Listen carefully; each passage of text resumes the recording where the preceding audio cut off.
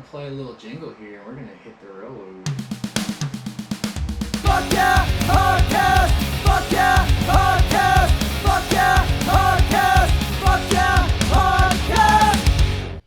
Yo! Dude! What up? What is up, man? What's going down? Dude, thank you so much for hopping on the podcast with me.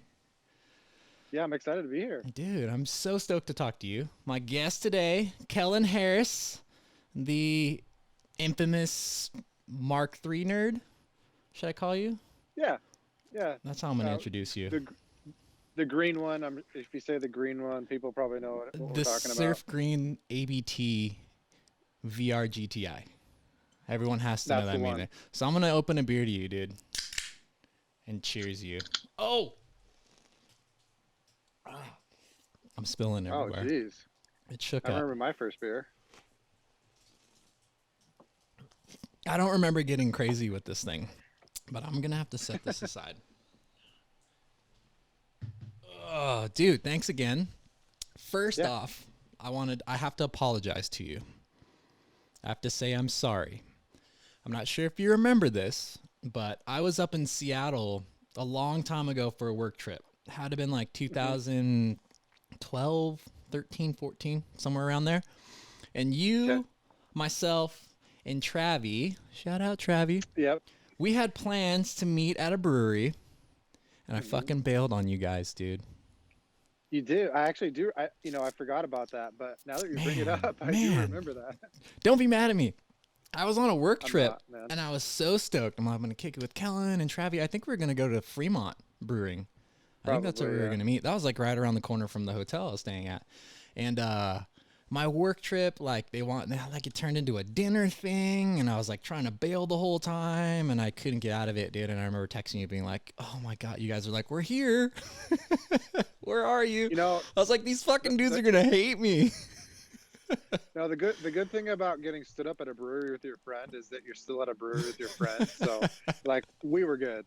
That was our first date, dude, and I stood you Yeah. up. Man, I apologize. did. But to make up all for good. it, I wore a Sounders hat I to see show that. you that I'm repping for you, dude. I don't have any Mariners swag, but Well, I would say the Sounders are definitely the most successful program we have out here right now. Obviously the Seahawks are pretty good too, but oh, Sounders just keep stacking up championships. So, dude, I got the Sounders hat at Sounders Stadium. I was on another work trip, and I had someone I worked with that was super into MLS, and he's like, "Let's go." I think he was like a fucking what's the San Jose team? Galaxy? I think it's Galaxy, right? no, the Quake, Quake? That's right. So I believe. he's like a LA Galaxy. Quake fan or something. Whatever the San Jose team. I obviously don't know shit about MLS. But he's like, let's go check this out. So we go there, and I think the Sounders were playing the Timbers. And it was like the most fun I've ever had at a sporting event. Like, dude, I know why they're called the Sounders. And so I'm like, it's pretty. We don't have to dive into it too much, but the Sounders, they play at Quest or CenturyLink, where the Seahawks play, and so it holds 70,000. Yeah. And they can on a game against the Timbers or BC, they can definitely get that many fans, one of the rivals, and so it gets Dude, it was pretty gnarly. rocking. The chanting, the fucking, it was great, dude. And the Sounders and the Timbers have that rivalry, so it was even better to be there for that.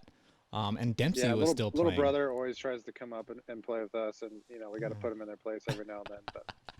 But Dempsey was still playing for the Sounders back then too. That's how long ago it yeah, was. Dempsey was the man. Yeah, and I was like, well, I'm definitely leaving with some Sounders swag. So I wore that on the podcast to show you that I'm repping. And also behind me, Oh, I had to throw the Jordans on the shelf back Sneakers. there, just to let you know. I love it. I'm down. So I hope. I mean, I could take you down to my sneaker closet if we want to do it, but that's a bit of a that's detour. another podcast. Yeah, that's a different podcast probably. Dude, thanks again for being on the podcast, man. And I'm just gonna jump right into it, dude, because what's weird about this is that I've known you forever, but I haven't known you. You know what I mean? Right. Like we've Sure. been homies on social media and we've interacted and messaged and tried to hang out for fucking years, dude, like a decade. Yeah. You know, and we have some very interesting like connections too, similar connections that go beyond just like social media. Because I know you're good friends with Justin, and Mm-hmm. so modified. Yeah. So, and I bought my car from my Surf Green. I bought from down in California, and I had Tomas Tuning do the pre-inspection, Nice, dude. and a lot of like because I know he worked there, Mm-hmm. and I want to say, did you come up with him to one of the car shows in Washington one year? Yeah, well, I didn't come up with Justin. I went up a couple times. The Okay. first time, I think it was like Water Wagons '08 when they had it. Oh I think it wow. was in Okay. Kent at the racetrack. Yep. I think that was the That first was way time. back. Yeah, and then I think Justin went up for like Waterworks on the Green. Yeah, Was like that in it? 2012 or Yeah, somewhere around there. and I don't think I made that one. Okay, gotcha. Yeah. But dude, still, it's like weird to be like, I know you, but I don't really know you. Yeah, it's one of those things where like, we message a lot on Instagram or whatever, Hmm. commenting on stories and stuff. And so you definitely like build a relationship with somebody, but to not Yeah, ever actually like physically hung out with them, isn't only it? to get stood up by them once or twice. Oh, I'm never gonna live that down. At least I brought it up and admitted to it. You I should didn't have like. brought it up at the end, and I couldn't have just razzed you for it the whole podcast. No, dude, it's gonna be great. Yeah, dude. What's crazy though is like with that, like since I follow you on Instagram, I like see all your life stuff happening, dude. Like Hmm. the dad life stuff and the career stuff, and it's crazy because it's like, man, Kellen's killing it. He's doing this, he's doing that, and then like this is like the real first time we've had like a long form conversation with each other. Yeah, no, that's true. Yeah, and it's also definitely like I think we're around the same age, and we were talking about Travi before the show, and people Hmm. like that we kind of grew up in the scene at the same time, and when you're in your 20s, you're just like really into the car thing, and you're Hmm. probably going to a show like every weekend in the Yep. summer. And then you get older, and you still have a passion for it, and you're still tinkering with stuff. But Hmm. in my case, I'm not probably going to that many shows. I got two little kids, and Hmm. it's just harder to put two car seats in a 95 supercharged VR with a cage in it. So Yeah. uh, priorities change, but you definitely still have a passion for it. Yeah, man. And that's, I think, that's like one of the benefits of social media is you can kind of still like not lose touch. You know what I mean? Hmm. With like things that are going on, scenes, trends, stuff like that. And you still kind of peep in without having to be like fully like invested in it. Where back in the day, like when you and I were in our heydays, like you almost had to be invested in it, right? Oh You yeah. had to go to the shows, you had to like be on the forums and stuff like that. Well, yeah. Whereas, If you weren't talking to somebody at a show or on the forums, you weren't talking to them. yeah. Because you just like that's how you communicated with the people in the car scene for most part, unless you had their number and you were texting them. But Hmm. Yeah, and I remember those Vortex days because I was a NorCal dude at the time, but I would always hmm pop into the Pacific Northwest hmm Vortex and be like, what are these guys up to? You know what I mean? It you, felt you know like, what I love to do is I love to pop into the NorCal and SoCal classifieds in your guys' mm, regions, because there was a lot of good parts. hmm. And sometimes we just bomb down to NorCal and pick up something that we could snag. And it was always fun to kind of check out what you guys were doing down there. Yeah. I feel like we had all the parts, but you guys had all the cars. We had a lot of the cars. Oregon weirdly had a lot of the cars. Yeah. I Still don't know. kind of I don't know if does. you've heard this, but we always made a joke that Oregon is where the show cars go to die, because so many like show cars that all of us know, could be an East Coast car, could be a Canada car, could be an Oregon show car. They all just end up in Oregon, and then they just never heard from again. Oh, that's hilarious. There's like one dude collecting them all in a Yeah, fucking it's barn crazy. somewhere. That East Coast Mark 3 coupe that was like Shea Bay Mm. Mark 3 Jetta coupe. Was it I think it was a 24 valve. Was it that? Anyway, I'm trying to think what that color one it was. ended up in Oregon for a little bit. Yeah. One of the A59 replicas What? is in Oregon. No, Yeah, there's dude. some crazy cars that have ended up there. That's crazy. And that was cool, like relocating here and meeting like all the people in this scene and kind of attached to the Pacific Northwest scene and like learning about like the history and like stuff like that, where I was kind of like on the outside looking in when I was a NorCal guy. And now I'm like meeting all the people and like putting like dots together and being like, oh, you were this dude on Vortex and you had these cars. It's pretty dope. Yeah.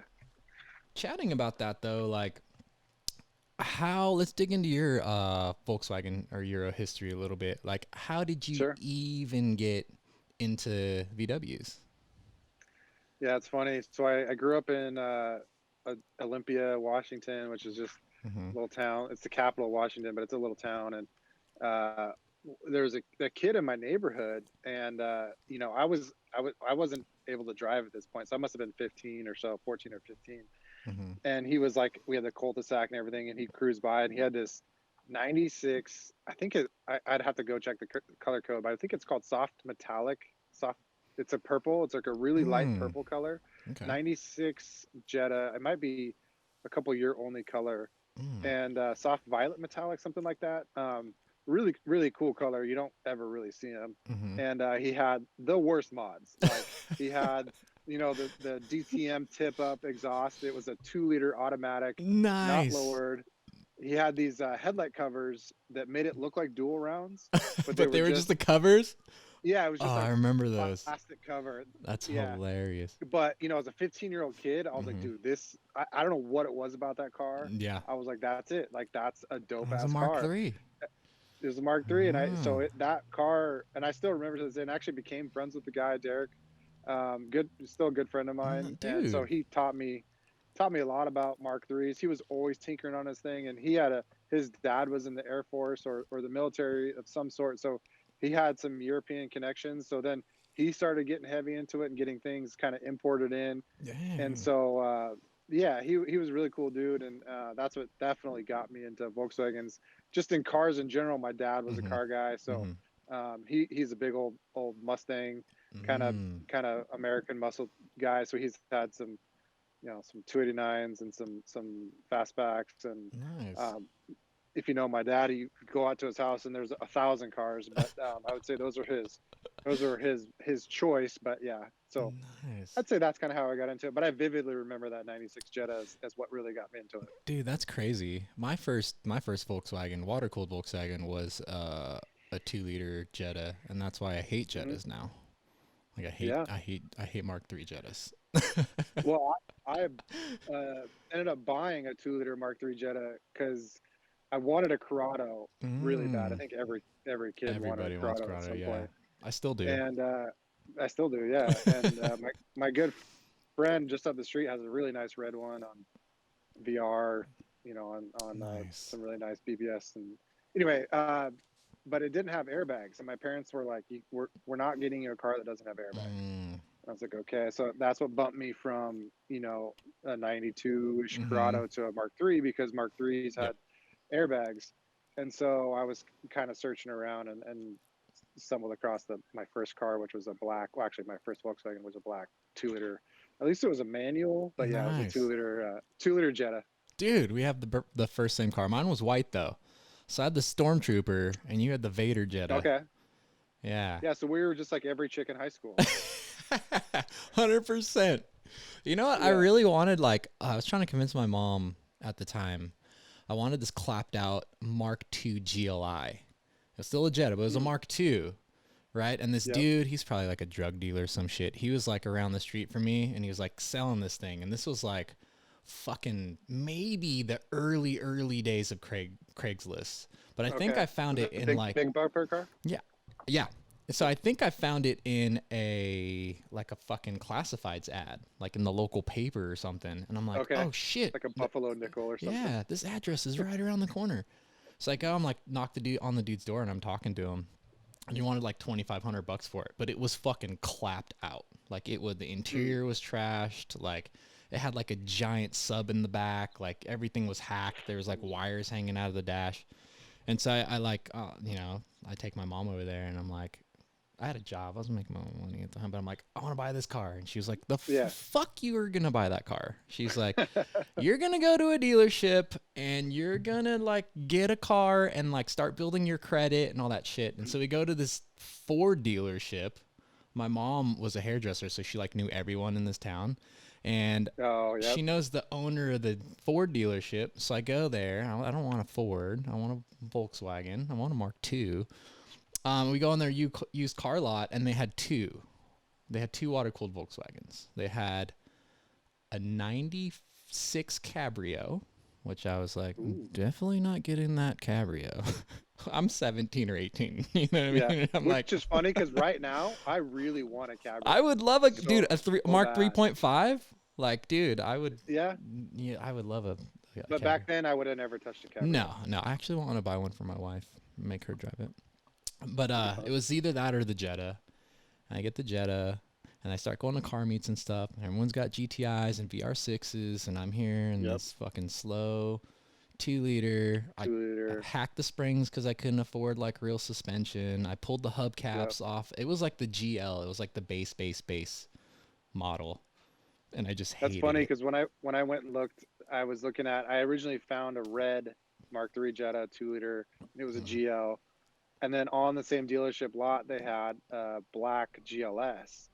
And I don't know off the top of my head what a GLS gets you, but I think it's like power windows or power locks. All the electronic stuff. Yeah, something like that. And my mom was like, if you're going to spend this much money, you're going to spend, I think it was like $700 more for the GLS, the used GLS for, whatever, similar mileage. And so, I remember I almost bought a red 97 GL Jetta. I got a 96. Yeah, I got a 96. And this was in 99, 98, 99, around there. That was pretty new. It was still fucking, it was like, I think I paid like 17 grand for that car. Oh, damn. Yeah, dude. I paid it off. I actually owned it. Because this was in 2003. So these cars were, 6-7 years old. Yeah. No, something like that. Yeah, the Jetta I got was a 96. It was like 3 years old. It was like probably almost still under warranty. 17 grand. I was like, dude. But my mom was right, dude. I paid that car off. That's how I started building credit, was on that Jetta. Exactly. I paid it off. It went to I let homie borrow it for a little while to drive it when car went down, and then went to another homie. My little brother drove it for a while. Like, it just fucking was hopping everywhere. I sold it. Crazy story about that car. I sell it to this dude. He owns like some tuning shop. His name's, everyone called him Turbo Tim, but he wasn't like the Turbo Tim, because I guess there was another well-known Turbo Tim in the Volkswagen community, but he was like a different Turbo Tim. Well, this guy was shady as fuck. He literally, I was like, all right, I'll sell you the car. I think he gave me I forgot how much I was selling it to him for, probably like $2 grand or something like that. This was probably like. How long had you had it at this point? Oh shit. So I got it in 98 or 99, and this was probably like 06, 07. Okay. And so I'm like, yeah, I'm going to sell it. Just fucking get rid of it. I had an R32 at the time. I had a Mark 1 GTI at the time. And I lived in a kind of a small house with my wife. We had roommates and shit. And so I was like, I didn't have room for fucking 900 cars. So I got to get rid of the Mark 3. So I sell it to this dude, Tim, and he fucking moves out of state with it and disappears. And he gave me $500 like as a front payment, and I thought like, oh, this guy's cool, he's legit, he owns a shop. Well, he ditched out of town and disappeared, and he went back to like the East Coast or Arizona or something. And I spent like months tracking this dude down, and I eventually get his mom's boyfriend's number somehow. And I threaten this dude. I'm like, where the fuck is Tim? I'm reporting the car stolen, blah, blah, blah, blah, blah. So, his mom ended up getting a hold of me and, paying me off for the rest of the car, and then I never heard from the dude again. Damn, that's weird. It was a crazy story. At least he got paid out, though. Good for mom. Mom's probably done that. Sounds like mom might have had to come up with cash for Turbo Tim a couple times. It definitely sounded like it. When I talked to her, Turbo Tim was that he was a problem child. Definitely. But what was funny is I was hearing all this stuff, he threw like a turbo VR in it, and he was like doing all this stuff to it. I'm like, that's fucking funny because he only had $500 to give to me when I sold it to him. Yeah. How is he doing all this shit? Probably not his VR or turbo. Dude, right? Oh. Yeah. Oh. So the Jetta, did you do anything like cool to it? Oh, Did you yeah. start cutting your teeth Yeah. on it? Yeah, I mean, that's how I started learning how to kind of tinker on cars. So I was in high school, and, I was, I played a bunch of sports, and so I didn't have a ton of time to deal with it, but I definitely, my neighbor was a really good, still, in my wedding, good best friend of mine, Nice. was a car dude too. We were both into cars, but just in different worlds. Like he was in high school, he had this big lifted Jeep, and he had a Acura Integra. And so and I had my Volkswagen, but we still just loved to tinker on cars. So it was kind of fun because we always were working on each other's cars with each other. And so I started out, and I had some really crappy lowering springs on it, stock struts, just blew the shit out the stock struts. And then another good friend of mine's dad ran just an auto repair shop, just a general mechanic shop. And he had a lift and stuff at his house. And so one day we were over there, and I had just ordered, this will date me, I had just ordered a YTEC 6040 kit. Nice. And so I was like, oh dude, this is gonna be such nice suspension. Wasn't that like 60 front, 40 rear or something? What did the yeah that's it was I can't remember exactly what the numbers stood for now. Neither do I. Yeah, it was something to do with front and rear. I don't know if it was lowering millimeters, or if it was what it was. I can't remember either. It was essentially a cup kit, right? For the people that don't know, it was a cup kit. Yeah, it was full struts and springs, but it wasn't adjustable like coilovers. So you kind of set it, and that's what it was.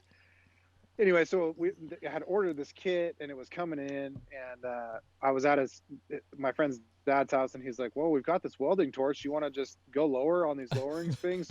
So we just lopped off a half of these lowering springs. Nice. And we put it down on the ground, and of course it's just sitting on the rack. We have to put it back up, put blocks on, get it off.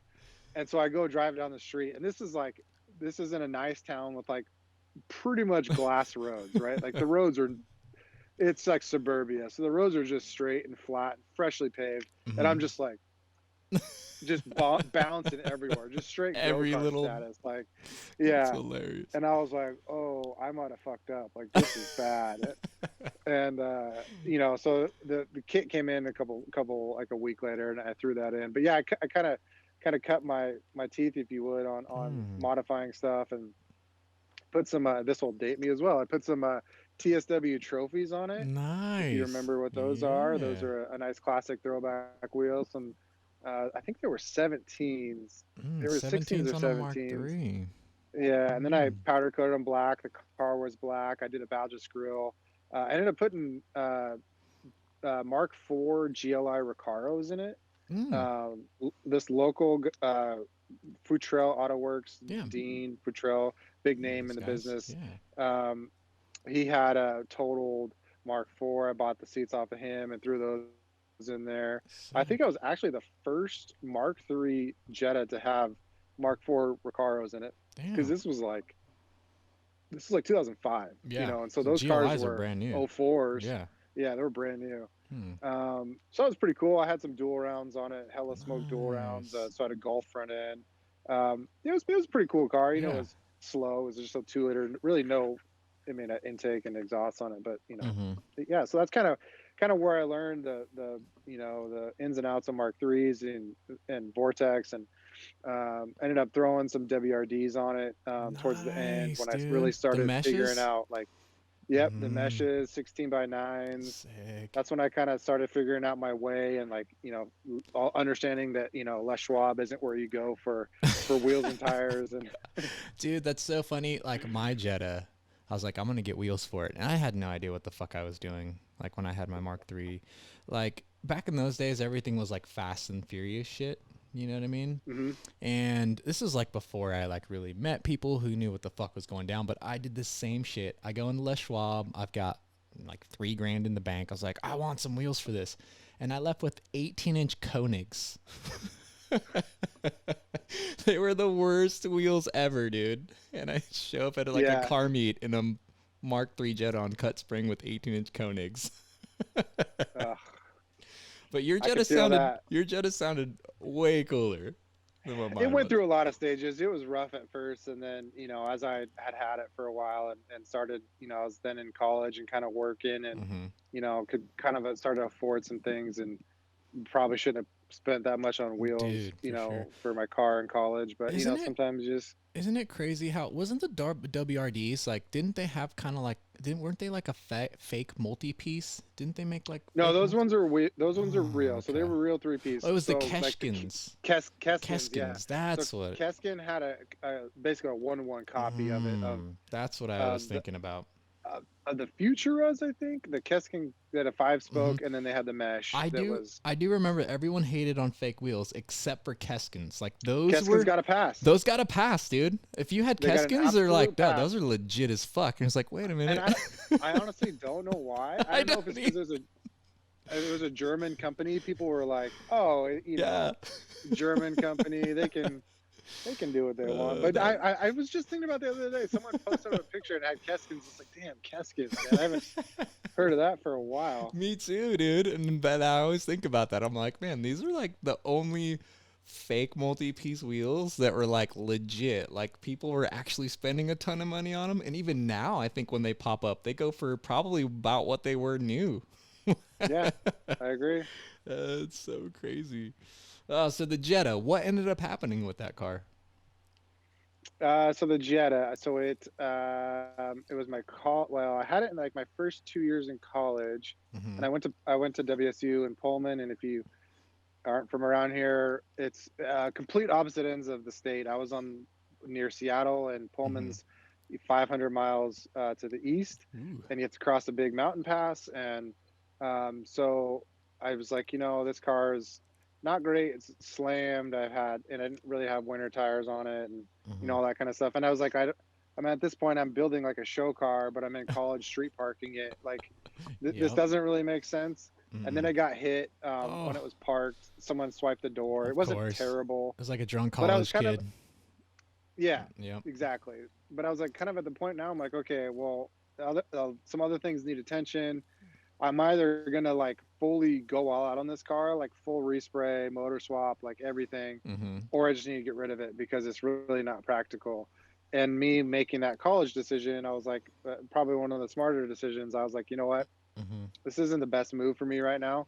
So I parted it out. I took everything off, returned it to stock, and I think I traded it in or I sold it privately. Mm-hmm. No, I did sell it privately. And then I bought a B55 4Motion 30 valve V6 station wagon. I think I remember that car. Maybe. Fresco green. It was really cool. Had a tan interior. What year was this? What year would you say this was? This was the car was a 2004, but this was in 2007, 6, 7, 8, somewhere around there. Okay. I think I'm. And actually, I sold that car to Sam Dobbins, Dobbs. and he still has that car today. No shit.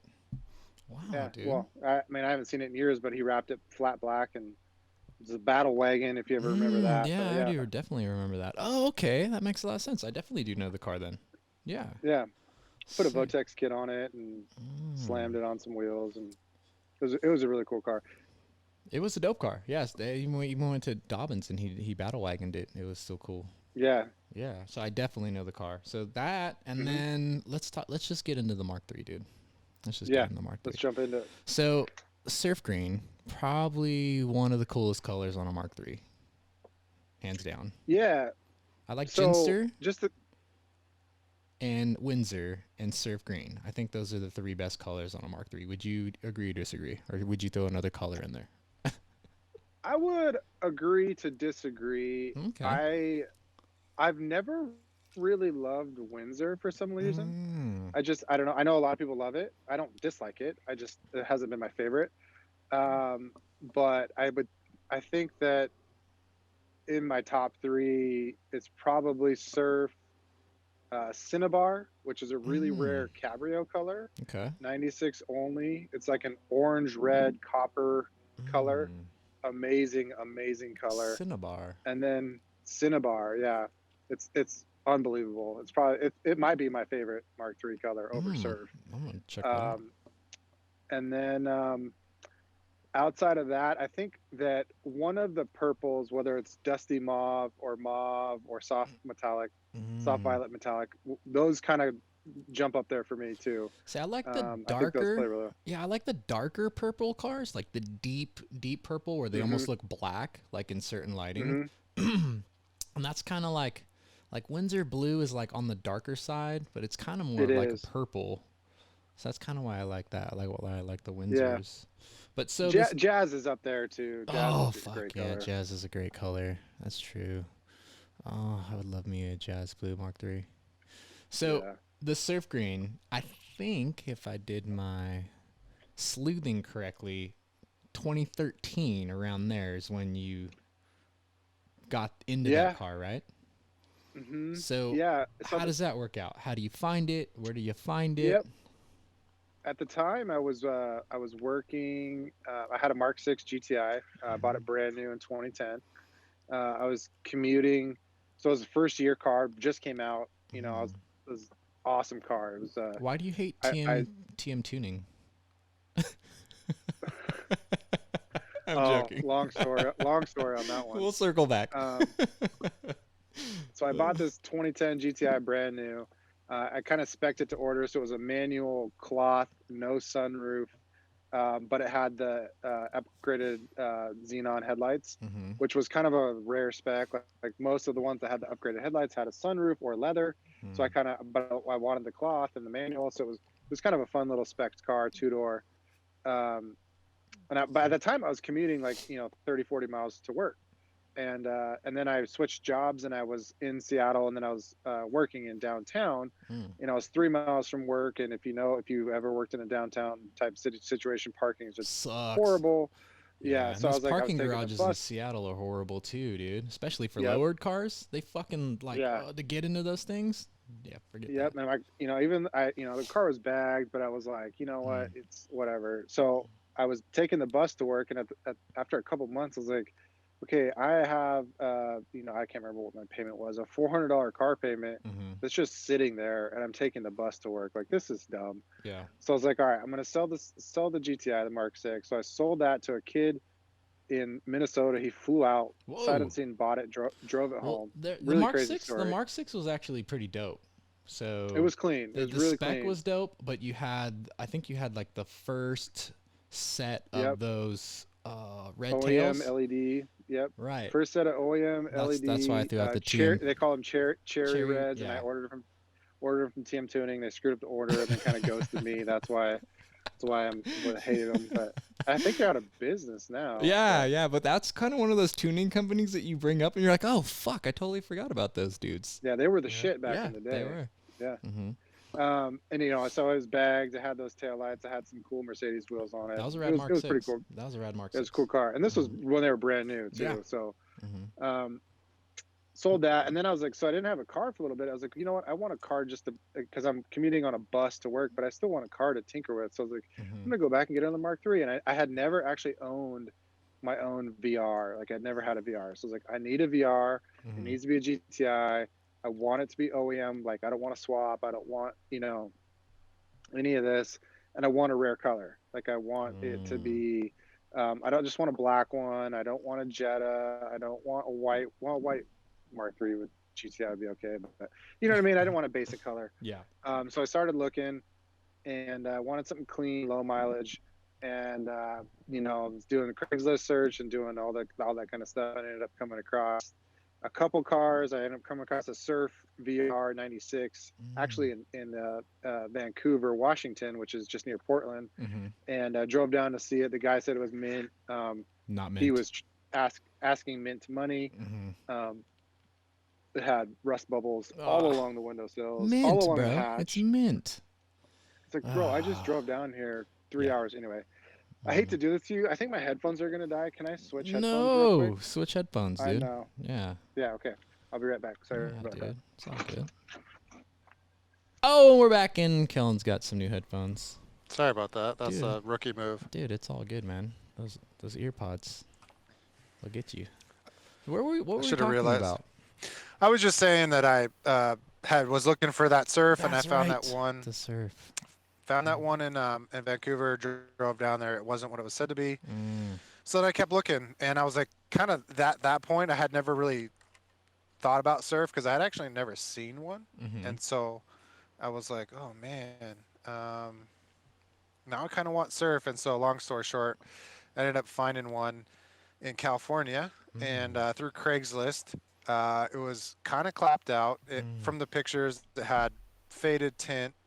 It had a really bad exhaust on it, but it had some cool parts. It had like had the op dual round headlights. It had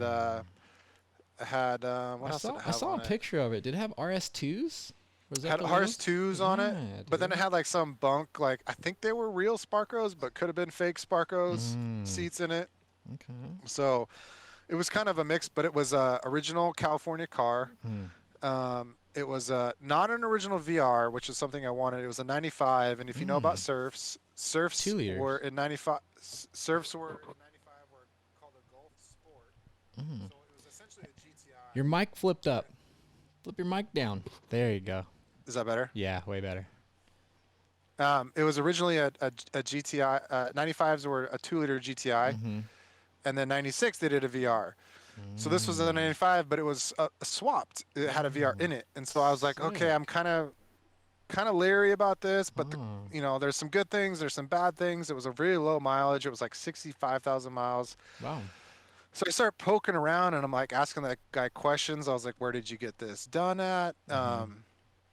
Where did you buy it? And he had mentioned something about Tomas Sport Tuning, and that kind of triggered some bells. And I was like, I know those guys. I've met them at some shows. I've met Tomas and his really cool Mark 1. Yeah, caddy. His caddy. Yeah. Tim's a legend. Yeah, he's kind of a legend in the scene. He's kind of keeps it a low profile, but like if you know him, like you know how he's a good dude. So I ended up reaching out to him. I was like, hey, do you know anything about this car?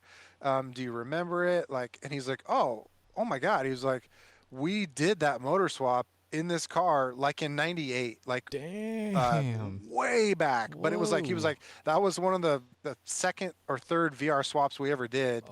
And it was like his buddy's car.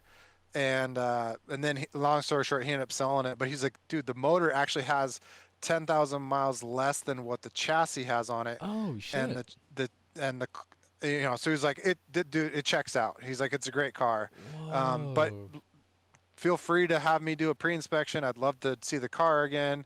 So I was like, great. So I set up a pre-inspection with them. He did it, and he was like, it's great. It just needs a couple little things, because I was planning to fly down to California and drive it back to Washington with my dad, do this little road trip. And he's like, if you're gonna do that, I would replace this belt and a couple small tiny little things. Right. I was like, perfect, let's do it.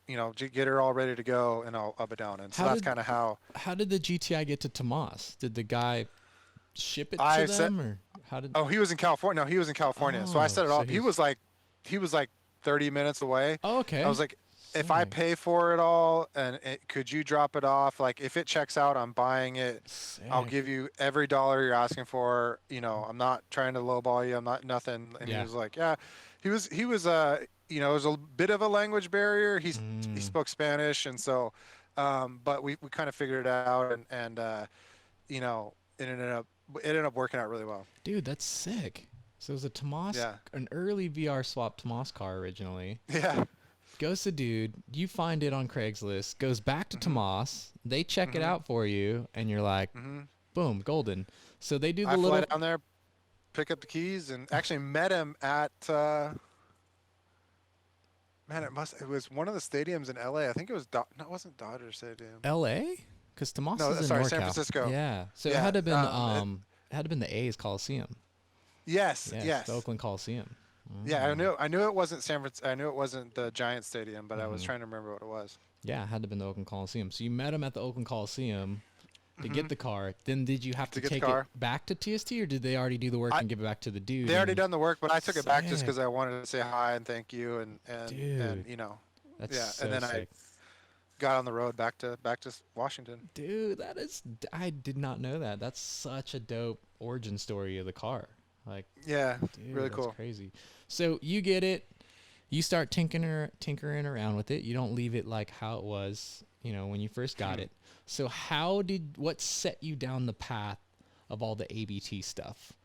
You know what I mean? Like, No, that's a good question. well, let's talk about the first stage, because you had done some stuff to it, and then you had like some color matched 1552 formulas on it. What are those? Just the tarmacs, The tarmacs, standard that's like right. cast, like first gen tarmacs, and What did you have done to the car at that point? Did you touch so anything when I else? got the car, I wasn't sure exactly how it was set up. I wasn't Mm. sure how nice it was. I got it back. Mm-hmm. I ended up finding out it has H&R Ultra Lows on it, which was Sick. nice. Oh, Yeah, dude, if super nice. Tomas built that car, like Tim only does H&Rs. like H&Rs or like Conies or like KWs. Yeah. Like he doesn't fuck with like Good any stuff. cheap coilovers or shit. So Yeah, but then I was kind of nervous because like it had a really bad exhaust, so it had changed owners, so you never know Yeah. what they did or sold Yeah. off or bought. mm-hmm. So I get it. Pull off the tint. First thing is pull off the tint, and Bye. it was like purple faded tint. I was like later, and then I was like, all right. Then I start cleaning it up. There was some zip ties here and there. I'm starting to order like clips and brackets just to like kind of trying to bring it back and eliminate some of the zip ties and whatnot. Yeah. As I was searching for Mark IIIs, I started collecting parts because I kind of had a vision on what I wanted to build when I bought the car. Mm-hmm. I wanted to take the car back to when I was in the scene back in 2000 to 2004, like getting in, but I couldn't afford any of that stuff. Yeah. But that's when I was like, dude, op was sick. Pizio mirrors were dope. Yep. The full on like wide body, like I mean, all that kind of motorsport DTM, Yep. early 2000s, full on German theme stuff was like my cup of tea, just because right when I got in the scene that was popular. But that stuff was so expensive, Yeah. and I was like 16, I couldn't afford it. So I was like, you know what, I just want to build it like I want to build it. Like I want to build it like Sick. I could have built it when I was a kid. And luckily for me, at the time, this was now when I got the car, 2012, 2013, nobody wanted opt. Nobody wanted ABT. any of that Yeah. 90s, late 90s That theme is stuff. so crazy, because I wanted to make that point. Like right now, that shit is all the rage, and that shit It's is fire. hard to find. And like, if you do find it, you're paying top dollar premium for that stuff. So I bought the first. I've bought 3 front lips for that car. The first front lip I bought cost me $40. The second front lip I bought cost me $100, and the third front lip I bought cost me $80. that's crazy, So like, dude. the wings. I have a Wings West rear lip on that car. I got that for free. A guy was like, "I'm gonna throw this away if you want it," and I was like, "Dude, I want it. Like, give it to me." What's the mid So, wing? like, the mid wing is sick. Is the mid wing's op too. opt? Yeah. And then you've got the hatch wing too. Is that an ABT hatch wing? So that the mid wing is opt, and then the upper spoiler Yeah. is Hella Design Line, Another which is gangster. another offshoot of Yeah. Hella. It's kind of an extended Hella spoiler. Still sick, dude. So anyway, I started collecting these parts just because I was like, I knew what I wanted to go for. And I just slowly started searching and kind of piecing things together. So I get the car. It already has op headlights. It has a Cameo grill, Nice. which Cameo is cool. Wasn't my favorite, but Yeah. totally runnable at the time. But I knew I needed an op grill at some point. So I just kind of started piecing it together. It had, like you said, it had the BBS RS2s on it. Cool wheels, just wasn't the theme I was going for. Yeah. So I pulled those off, sold them, and then bought the tarmacs, bought some color Hella all green, color Tails? magics. Mm-hmm. Yep, tails. And then that was kind of the first stage, was that cleaning it up, put in the color matched, sprayed them surf, the 1552s, did the color match tails, put a better exhaust on it. And then I think I ended up putting a 2-bar badgeless on it because the cami just was all the Yeah. clips were gone, Mm. and so I was like, you know what, I don't want this fitment issue. So Mm-hmm. yeah, that was definitely the first stage, and I think I took that to Leavenworth in like 2013. I Nice. literally got the wheels from the painter like. You know how it goes. Like Yeah. the night The day before at like before. 10 p.m. Yep. I'm getting tires on them in the morning, hoping they don't screw them up, hoping the Driving fitment's all straight good. right after. Yeah, Dude. yeah. So That's sick, dude. And the ABT wheel, steering wheel. That thing's gangster. And you had graphics on it too. And I think you pulled the graphics I did off, right? graphics later. So I did that. I think way after I did the wide body, I kind of wanted to do a little refresh on it. We did a little fun graphic kit on it that Sick. was just for the Leavenworth Drive. Dude, that's gangster. Yeah, man. And so, like I was saying, like all that shit is such the rage now. And one of the questions I was going to ask you is like, did you have an issue like sourcing the parts and finding the parts? But it sounds like you hit that like Goldilocks period where it was like, oh, nobody man. wants this shit. Yeah, I was literally just collecting op parts for So what sick. is today pennies on the dollar, and I knew that like I needed a couple op lips because like I was like, okay, well if Blow. I bust one, like Yeah. I just want another one. I didn't realize I had a little fucking retirement fund sitting in my garage 10 years later because I, I just sold one to a good friend because he really, really needed one in a bad way. And I was like, it's not in great condition. It's rhino lined. It's cracked. I got it for nothing. But if you want it, you can buy it. And he was like, I'll buy it. He's like, here's my offer. And I was like, it's yours. But like, it's just crazy how much the market on those things just Dude, exploded. yeah, fuck crypto, dude. You got all the Mark III shit. Yeah. My car is now my 401k. All right, let's talk about the wide body. So did you do the Yeah. wide body? Because like the wide body that you did on that car is like such a subtle like wide body that like when you Yep. if you just glance at it, you're like, why is this car different? It's not like the like Different. nowadays, dude, I fucking hate like the bolt on. I'm sorry guys if I get flamed for this, but I hate like the eBay bolt-on flares or like even some of the more expensive flare kits. Like I don't know, like I like the subtle, and like your Mark III has that subtle wide, like you got to look at it and be like, why is it different? Oh shit, it's got a little Yeah. wide body on it. So is that pulled flares? Like how did the wide body work out on that? Yeah, so it's another fun story. I was at Leavenworth, I think this must have been 13 or 14, Mm-hmm. and talking with a good friend, Nick Storm, who was there. And I was like, he was like, would you ever want to wide body that car? And I was like, I'd love to, but I don't know, like it seems like a lot of work, and Yeah. but the thing that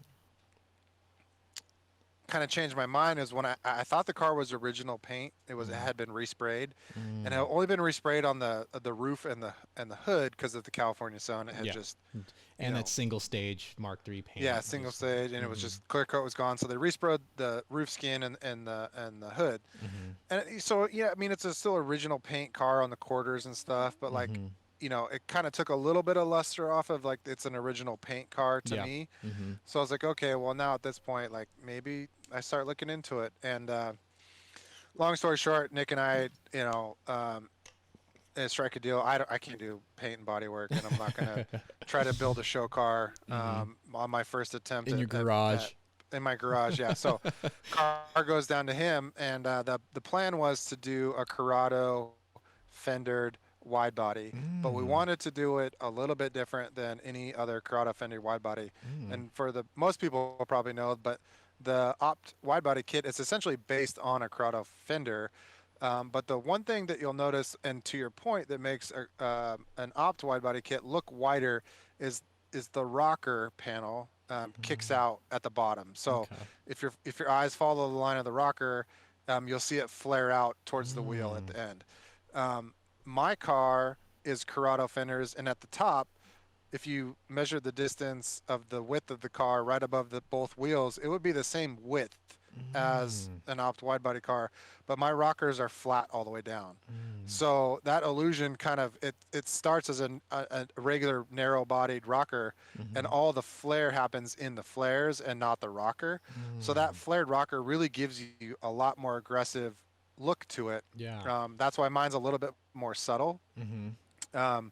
So fenders and the quarters are Corrado metal, and that was another big thing is I didn't Nice. want to do an opt. I didn't want to do a fiberglass kit. I Mm-hmm. just didn't love the idea of a fiberglass kit Yeah. married to a metal car. I know you can do it. I know there's great Mm-hmm. ways to do it, but it just wasn't my cup of tea. Yeah, they never stand the test Um, of time, dude. it doesn't seem like they do. I know Yeah. today they have tons of different bonding materials that can really probably hold up. But Mm-hmm. the other thing that was cool about the wide body that we did on my car is if you notice pictures of it, I never loved how on the opt wide bodies or the BBR wide bodies, same Mm-hmm. thing, the body molding that's on the quarter panel of the car, right behind the driver's door and passenger door, Mm-hmm. has to be cut, Mm. shortened, and Mm. also the body molding that's on the front fender is gone. There is no Oh, body you molding on lose the front that fender. continuation from the door into the hmm fender. So on my car, we notched into the metal wide body and basically recessed it so that you could Sick. continue that that body molding, and then the rear body Dude. molding is the OEM length, and it's just recessed into the rear flare. Dude, that is such like a detail, like a nuanced Not a lot of people detail. notice it, Yeah, but dude, that's it's one of those things gangster. where you can tell if something's different, but you can't Mm. really put your finger on it. Yeah, you kind of need And now that. if you You need that molding to go into the fender. That kind of makes it. especially the front one, if you look at a Yes. normal opt or BBR wide body car, the Mm. front fender is too bulbous, it's too round to me. It doesn't have the Yeah. Mark IIIs are so blocky, right? Yeah. There's so many hard lines on that car, and that Hmm. front fender from a side profile is just this big round block. I mean, I see what don't you're get me wrong, it saying. still looks great, Yeah, but I think it really adds to the kit, for sure. to the I would wide body. agree. Yeah, because it continues that body line into the fender like it was designed. You hmm know, that's so sick. I did not know that. That's super gangster. So, And then the rockers on my car are extended, so they're taller than a standard rocker. So they're kind of like cabrio rockers almost. mm, dude, that is so sick. So when you get the wide body done, is that when you build the ABT wheels? Like, how do Yeah, so those? at this, I actually had those. I had those, and I wanted them on for the Leavenworth Drive, Mm-hmm. the Leavenworth Drive that I was going over, and ended up talking to Nick out to do the wide body. Mm-hmm. That year, I had them, and I had tires on them, but the tires and the offset, and because they were A9s, which Mm-hmm. are 5x112, so with Mm, adapters and the adapters. tires and everything, Mm, it wasn't right, and I didn't want to just thrash my fenders on the way over, and mm, so I didn't run them. And then during the process of the wide body, I was like, all right, well now I can rebuild these wheels, mm. and then that's when I stripped them down and rebuilt them, um, That's when and you then got had and the then A6s were the 5x100s, right? Is that what? A4s. A4s. Okay. So you got the Sorry, I center. had that backwards. A9s are 500, Mm, A4s are 5x112. gotcha. So the truly built op wheels are A9s. Those are 500 built for Mark IIIs. I Mm, had A4s, which are 5x112, which are actually technically built for Audi A4s, I believe, mm-hmm, B5s, mm-hmm. I think it was.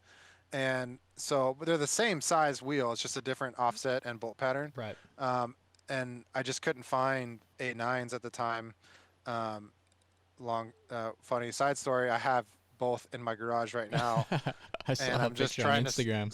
switch them over, and I'm still haven't even got to that point yet. But yeah, Dude, that is so sick. So suspension wise, when all this is going down, hmm eventually went air, right? I did. Bagged. So did that happen at the time of the wide Yep, body going down? yep, And yep, yeah, so what all went into the suspension? Is that an air ride kit? Like how do you yeah. It's decide just to a go air?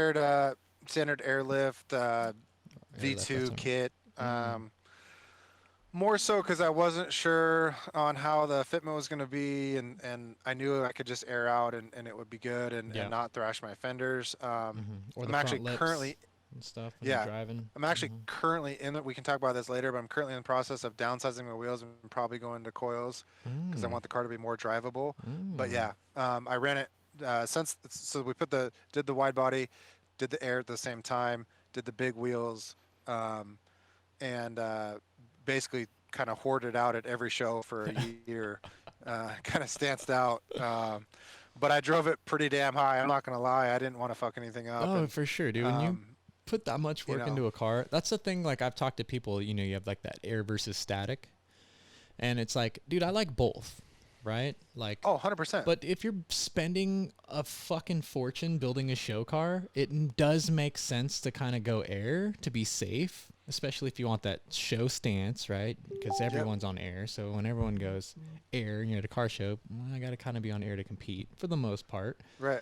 But then also you get that convenience of fucking being able to 4x4 that shit down the road and not worry about tearing anything up and still look sick as fuck when your stance out, you know, at a car show, parked in an event or whatever. Less wear and tear on the car. Static, it's fucking rad. I love static. All my cars are static, but they're also clapped out Mark 1s. You know what I mean? Like, I don't mind scraping those fucking things everywhere, but if it was like, you know, if I had money, if it was a show Mark 1, I wouldn't want to be fucking pulled perched, you know, static and being like, look at me. Yeah, and it's another thing, like if you're tucking your wheels, if you're poking, like I should know this, but I think the rears on my car are 10s, 17 by 10s, with 205s. So it's like, you know, if I don't air up properly, those rear fenders, those rear quarter panels, they're toast. Like they are done. Yeah. So, you know, and it's not an easy fix. No, so dude, I'm just, you know, you did it right. It's all metal and shit. Yeah. Dude, they're basically, I don't want to say tubbed, but they're fully metal, interlined as well. So it's not like Nick and those guys, they did it right. Dude, that's sick. So full, like, did they do a full respray after the wide body, essentially? Yeah, full respray, because at this point, so we did the wide body, and then Nick also had, if you will know this, and a lot of other people know this, he had the Mk3 Colt car, so it was the red. Oh, Colt the red Society one. kitted. Oh, dude, I fucking love that car. I first saw that car. He's had that for a while. It's in Bend now. No fucking way. There's no way there's I've been here for 6 years, bro. It's not on the road. I'll follow. There's no motor in it, but I'll follow up with you. It's someone has it in Bend. What the fuck? I fucking love that car. Number one, I love all the Colt Society shit on Mk3s. That's like, Colt Society is the coolest, coolest kit to me. Dude, the stubby mirrors, the fucking bumpers, stubby mirrors, the 3.5-ish bumpers. He's had that car for a while, because I first saw that car at fucking New Dimensions show in like 2005 or 6 or something. So at that point, that was Frankie's car. The same car, it was though, right? Yellow. It was yellow. When I saw it, it was red. Okay, no. So I take that back. The kit, that Colt kit is from a guy named Frankie out of Vegas, I believe, or SoCal somewhere, and it was on a Genester Mk3 VR.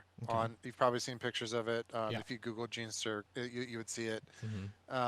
And he sold it to a guy in Washington who put it on the red car, and then Nick bought that car from the guy in Washington. So I don't think Nick owned it at the time of New Dimensions, because I think he bought it when we were right before, like in 2013 or 2012. I'll send you a picture of it, because I have it. I have a picture of it. Yeah, like, I'd love to somewhere. See it.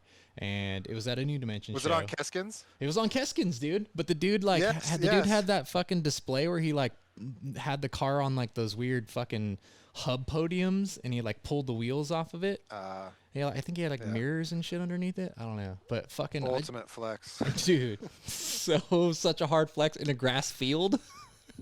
I know. I have a quote unquote show car, and I would never ever do that. That's just so much work. But I remember fucking, because I would read about those in like PVWs, and I'd be like, oh, I think I might have had my Mk3 at the time or not, but I was like, fuck, dude, that Colt shit is so sick. So That's cool. Crazy. So anyway, what I was saying was Nick had just bought that Colt car, or had it for a little bit, and he put a 24 valve in it and all this stuff. And on that car was the Subaru hood scooped Gulf hood. And I was like, I kind of want to do that on the Surf. And he goes, well, do you just want my hood?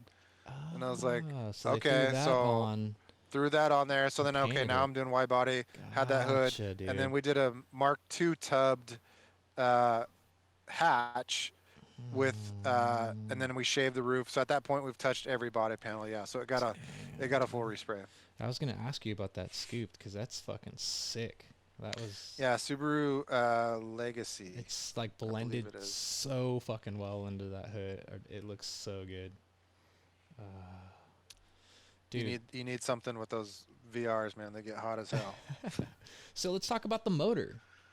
So when does that? So you're doing all the body work and stuff. So then how you're like, all right, I got this VR. I can't leave the VR stock. I fucking touched everything else. So just before I had swapped on a 2.9 manifold, and I had done no, I had done just a Euro 2.9. Okay. You know, I had the open manifold, and I had done an exhaust and a chip and intake, and then when we're down there, Nick was like kind of pushing me, and he was like, "Dude, you really got to do a Schrick on this thing, and a charger, like that's." And I was like, "I agree, like that's that's the way to go, you know." So we ended up doing the Schrick and the charger on it as well. Is it a Vortec? Supercharged charger? it. What Yeah, is that? yeah, Okay. yeah, Vortec, and it's only running like 9. God, I think it's only running like 7 to 9 pounds of boost. It's like, but I really just wanted it for the looks and for the sound. Like I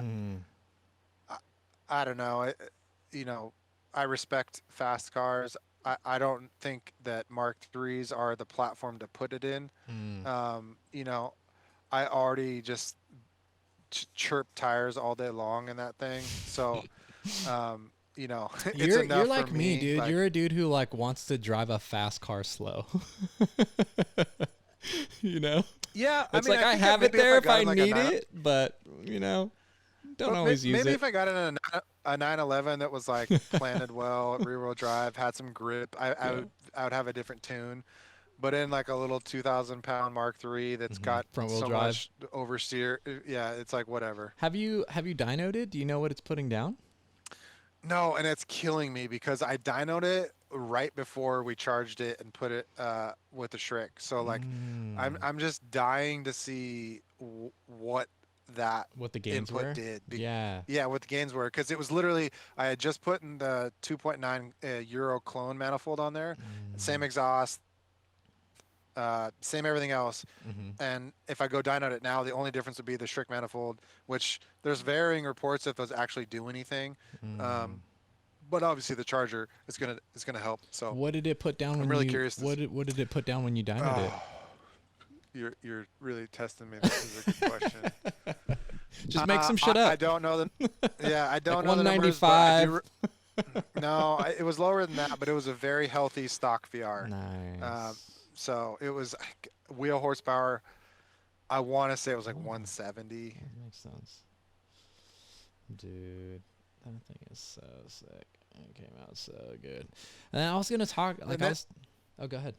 I guess the only other thing, if you didn't, maybe you were gonna bring this up, was the interior, the seats. So, yeah, sorry. The fun part about another good story about that was my best friend that I kind of actually touched on previously that was into Jeeps. He was my neighbor and had the Acura.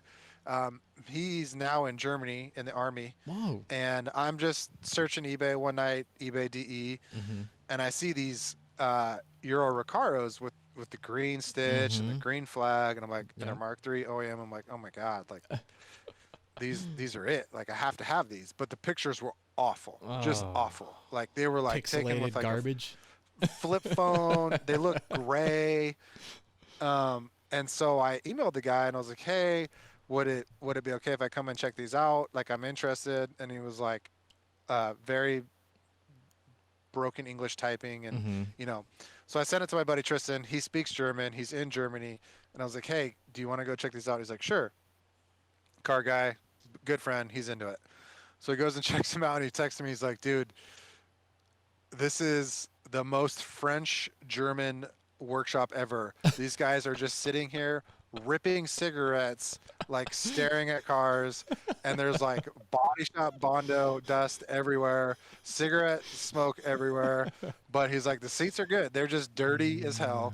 They might smell like smoke, but the bolsters are great. The fabric's great. There's actually, surprisingly enough, there's no cigarette burns in them. Nice. And I was like, let's do it, done. So he bought them, and then he ended up shipping them to me through the The army? military. Yeah, through the army, because it's like way cheaper. And but it took like 6 months to get them Of all. course, Like I got shipped one through the army. package, and it was like the headrests, and then I got like the backs of them, and then I got like the seats, like the pans, like 2 months later. I was for sure I wasn't ever getting them all. Oh, that's hilarious, dude. That's crazy. Oh man, dude, that's a great story. What about the rears? Did the rear benches come with that? Yeah, rear bench. Yeah, it was all there. Didn't they make They were those door trash. cards too? Didn't they make those like same? Yeah, I actually ended up getting the door cards a couple years later because I just got the seats, and then I found the door cards. I was looking for the door cards and the pillars, the ABC pillars in the OEM black plastic, which were on Color Concepts, and so I bought those at the same time. And it's really hard to find clean ones because in Germany and in the UK and stuff, they are really into adding, or most people were, secondary alarms. And so they would put little alarm lights in the pillars somewhere or the door panels, and so they'd all have holes in them. And so trying to find clean ones that didn't have that was a challenge. Damn, dude, and that whole interior just came together. Yeah, and then it has like a Color Concept green shift boot and knob that I found OEM from Germany. I like how you did the anodized like green steering wheel bolts, Yeah. dude. Fuck, just those little. Those were just like a random eBay I like bet, dude, junk. just those little attention to detail type of things, like for me, like set cars off. Yeah, I mean, at that point, it was like the whole car was going green or black. So every detail on the car was either going to be green or black, and it's not a standard green, so you kind of had to like find a more bright green to work with it. But it all ended up kind of working out because Dude, it's fun to play with. well, like the overall product of the Mark III that it is like so perfect. Like it's easy to go overboard with those colors. You know what I mean? Where it's like, oh, too much green, you know what I mean? Or whatever. Yeah. But your car is like the perfect amount of green, you know what I mean? And Yeah, I know what you mean, because a lot of times today, like I feel like the hot trend is Harlequins, and you see people just go full bore with Harlequin, and they're like, Yeah. everything's gonna be 4 colors. It's gonna be a 4-color steering wheel, and my wheels are gonna be 4 colors. And door my seats cards are are gonna be going to 4 be, colors. door cards are Yeah, going to be. and it's like, although I understand what you're doing, I personally think it's overkill, and Yeah. there's like a tasteful way to kind of to blend it together. No, you I know? think your car is like the perfect amount of the green interior, all that stuff. What was I gonna say? Oh, even the green tails.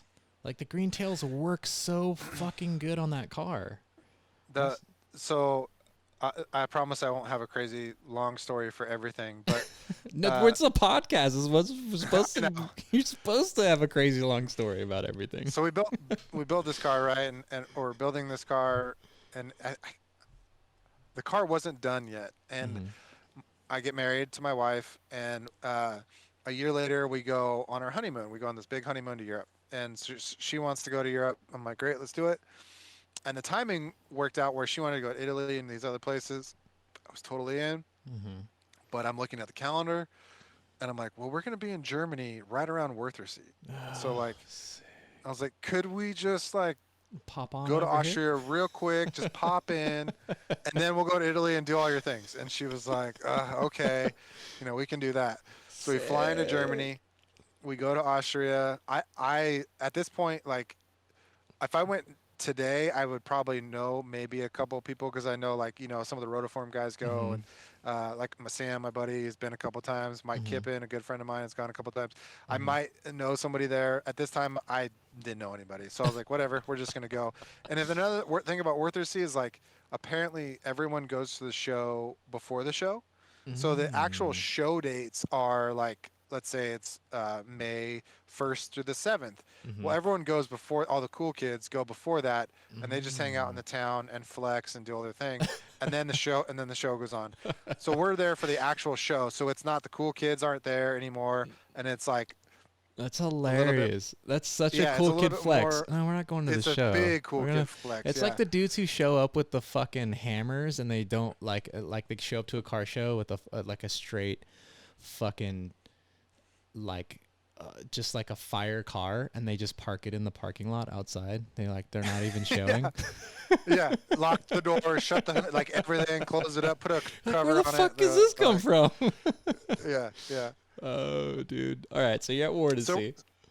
So we're there for the actual show. So there's less cool kids there, and but we're there for like Volkswagen's there and Skoda's there and Seat's there, and they're doing this whole thing. And you can ride in the Volkswagen Touareg up this crazy hill, and you can go on the quarter-mile track with all these cool shit. Sick. Well, they also had.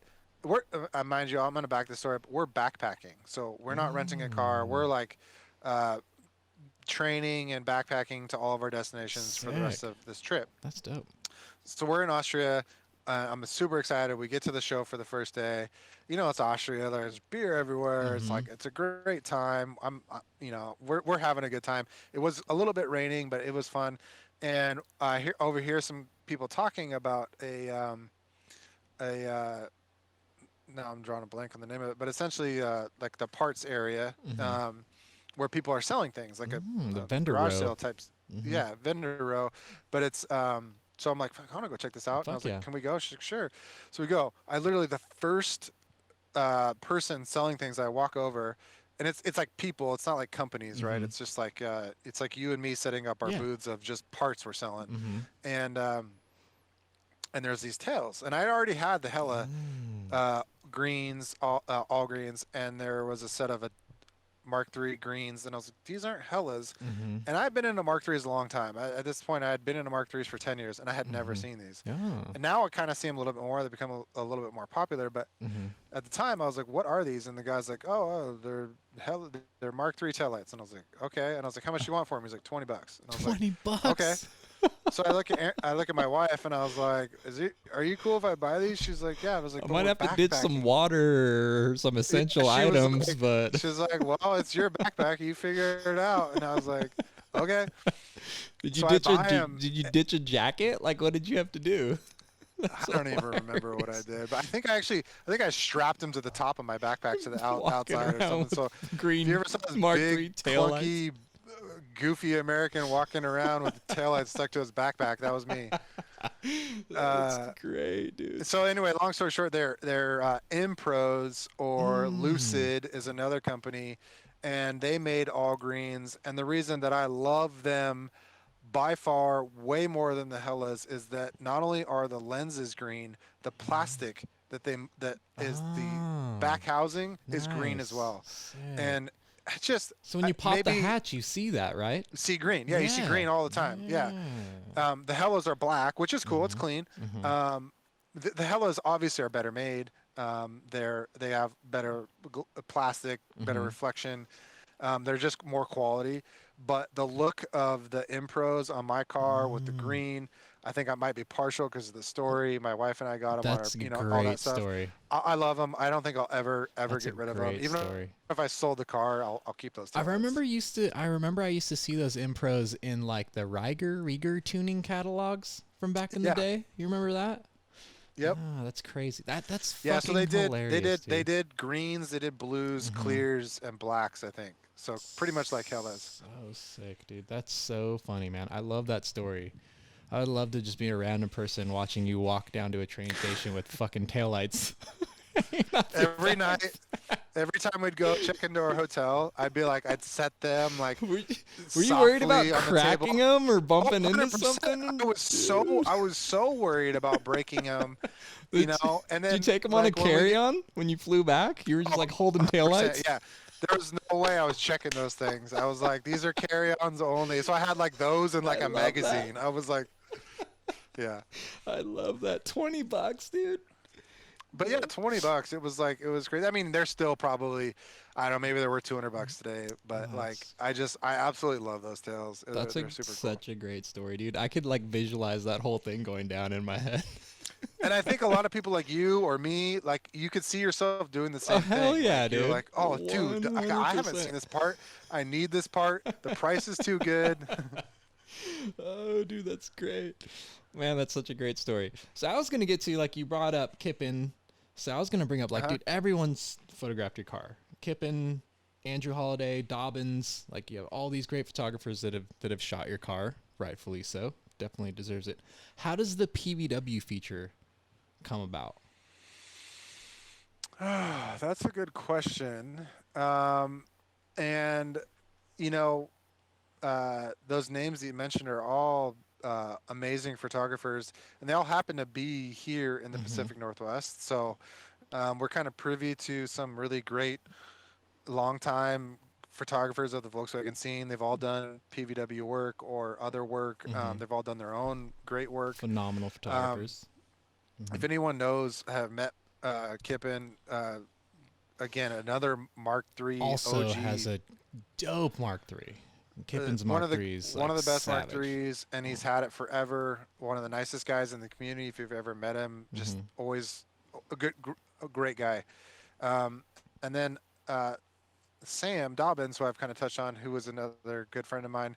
We were in school at the same time. I was at WSU in Pullman. He was at Eastern Washington and Cheney. He lived in Spokane. Those are pretty close towns. They're only about an hour apart. Nice. And so I was kind of exploring some of the Volkswagen scene in Eastern Washington at the time. So that's how I met Sam. And so I would go to shows in Spokane and hang out with him. And we would carpool him back to Eastern Washington and Western Washington, back and forth. So Sam and I kind of built a good relationship back then.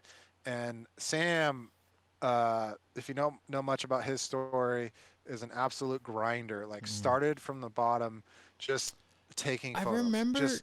I remember, I could be wrong. I remember meeting him at probably like a water wagon show, very briefly. Obviously, dude became a known photographer, followed his stuff. He had the More Than More, right? Was it More Than More stuff that he was doing? More Than More. Yep. His photography is awesome. I follow him on social media and stuff. I've kind of kept tabs on him since hearing about them from those early days. I remember hearing a story that didn't he like either lose or break a camera, and the whole scene got together and like bought him a camera or a replacement camera or something like that. Am I getting that confused? So I remember like it might have even been on Vortex, something like that happened. I'm not sure if that I mean, it could be. I don't know that story. But I do remember him like grinding his way into notoriety. Sam has shot so many damn cars just in the early stages just to get good, and obviously had natural talent, started and it was really good. But just taking a look back now, grinded, shot a ton, shot everything, shot every show, shot every car he could, just shoot. You know what? Now I'm thinking about it. Edit. I think I met him at Meister's. Was it Dave Meister's? Probably. This was like 08. He probably shot shows for Dave. Yeah, we got invited to Meister's house, and that's when didn't he have like a Jazz Blue 20th Mark IV? Dave did, yeah. Yeah, and he had like this shop at his house. It was Yeah, super Dave rad. had a big shop. Dave had one of the first Jazz Blue 20ths in North America at the time. I think he had like all these pictures from Volkswagen of America and stuff. I think Anyway, I met so Sam Dobbins at his house. Yeah, probably. Previous to a water wagon show from back in the day. Yeah. Sam, great dude. Love him. Good friend. Shot a ton. And then kind of started rising up the ranks of did his More Than More stuff. Literally lived on friends' places, running his business, going to car shows, selling T-shirts, selling posters. And then I don't know if you know, but then I think he was the media director for Vossen, and now works at Wheel Pros, which is Wheel Pros owns Rotoform, owns TSW, owns Nice. every fuel off road. So he's some kind of big wig over there now. That's awesome, dude. Anyway, so Sam was the one, because he had shot so much with, and done so many PVW features. He had asked me if I'd want to do a PVW feature, and of course, Sick. I'm gonna say yes to that. I had one request, and my request was, can I get the old PVW logo for my PVW chute. So I don't know if you know, but PVW used to have a very old school logo, and then they switched and had this very modern monoblock. Because my car was kind of a throwback, I thought So you it'd be wanted cool that to have retro vibe. the retro Sick. PVW I sticker. So didn't they were know like, "Let's that. do it." So we threw the old school PVW logo on there. Dude, that again, man, just that attention to fucking detail with all like the most nuanced things, dude. Yeah, no, a lot of people never saw that or never noticed it, That but it is- was one of my favorite touches in that thing was the old school logo. That is gangster, dude. That is so cool, man. Such a cool story. And I remember that feature. Those pictures were awesome. I remember an ad. I think you even posted it. He where did a they video. would do what the next. Well, I remember in the PBW they would always do like Oh. next month. Oh yeah. You know, I kind of trying to remember what it was, but I was like, I fucking know this car. The other cool thing about that shoot was we did it in Seattle. I live in Seattle, and one of the big attractions, one of the big things in Seattle was there used to be this thing called the I-90 Viaduct, and it was I-90, the Seattle Viaduct, and essentially it was a raised section of one of the freeways here, and it went right along the Seattle waterfront. Just the most picturesque freeway you could ever ask for. But Seattle was tearing it down because it was earthquake Retrofitting liability, Yeah. essentially. And so we ended up getting the photo shoot on some of the rolling shots were on the viaduct, Sick. and the viaduct's gone today. It's completely gone. It's all underground. Dude. It's a tunnel now. So really cool to kind of get my car on the viaduct before it was. Did that gone, need any so. type of permitting or permission, or you guys fucking we did hooliganed it in the it? middle You're of the like, day. fuck this. Yeah, hooliganed it for sure. That's it. I remember Sam, there was one shot, Sam has an eye for everything, and he's like, dude, you got to park right here and you got to pull off the side. And if you could back up, I'm like, you want me to back up on the side of the freeway? And he's like, yeah, dude, this shot's going to be crazy. And I was like, wait, no, you want to back up on the freeway? He's like, no, you're good. Like, we got this. Oh, dude, that's so crazy. Another awesome story, dude. So I'm going to ask you this because I've been hearing rumors. You selling the Mark III? I am not selling the Mark III. The Mark III is not for sale. For sale. I'm at the point in my life where I just don't drive it. I have 2 kids. It's got a cage in it. It's tough, right? It's tough for me. It's on air. It's stretch tires, big wheels. It's just like everything that makes something not comfortable. It has in it. So a lot of times it crosses my mind, but I know I would never ever have it again. I would never have that kind of car again. That's a so I don't know lifetime if I build, dude. That's a lifetime It build. is. Yeah. The other tough part is like I live in Seattle. I live in Ballard, which is a suburb of North Seattle, and I have a 1-car garage. So my daily and my wife's daily are outside all day Mark because III the surf sits in there under a cover. camps in there, right? So if I was in a situation where I had a bigger garage, it might be a different story. But I don't know. I don't know if I could ever actually get rid of it, but it does cross my mind. Just from like, I would maybe like a more practical toy. Like if somebody walked up to me today, it's like I have this mint 70,000 mile 2004 R32. I'll trade you straight across. I would be like, you heard it. Let's do it. So this brings me to this question, and I've actually mentioned you on this podcast before in other episodes because I heard some rumor that you might be selling it, and then I heard like what you might sell it for, and I'm not know if it's true or not, but I was making the point that like it's frustrating to me because when someone spends the time, the detail, just like the shit you can't really find, like the parts that are on that car, and then you ask for what the car should be worth, and then you have a bunch of people flame you for it, or like you get lowballed offers on that.